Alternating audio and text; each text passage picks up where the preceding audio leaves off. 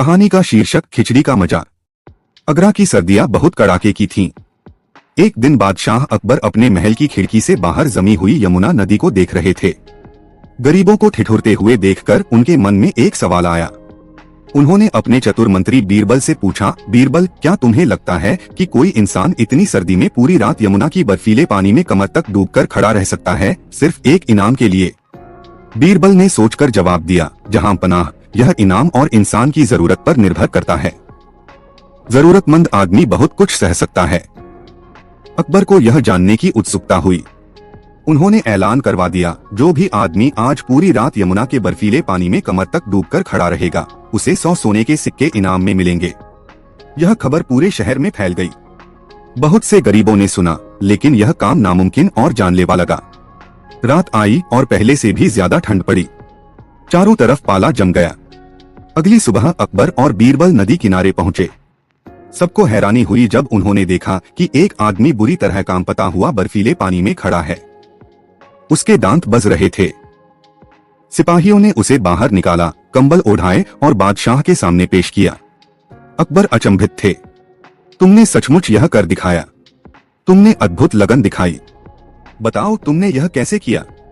वह आदमी अभी भी कांपता हुआ नदी के दूसरे किनारे की तरफ इशारा करते हुए बोला, जजहांपना, वहां देखिए। सबने मुड़कर देखा। दूर किले की दीवार पर एक ऊंची खिड़की में एक छोटा सा दीपक जल रहा था। वो मेरा घर है हुजूर, आदमी ने हकलाते हुए कहा। पूरी रात मैंने उस दीपक को देखा। अपनी बीवी और बच्चों के बारे में सोचा जो गर्मी में घर में हैं, और उन 100 सोने के सिक्कों के बारे में सोचा जो हमारी जिंदगी बदल देंगे। वह छोटी सी रोशनी मुझे टिकाए रखी। अकबर उस आदमी की एकाग्रता और जज्बे से बहुत प्रभावित हुए। उन्होंने तुरंत उसे 100 सोने के सिक्के देने का हुक्म दिया।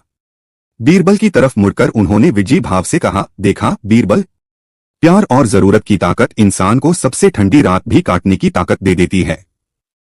बीरबल ने मुस्कुराते हुए कहा, बिल्कुल सही जहांपना, एकाग्रता की ताकत बड़ी कमाल की होती है। कुछ दिन बाद अकबर बीरबल के साथ बैठे खाना खा रहे थे। उन्हें वह घटना याद आई।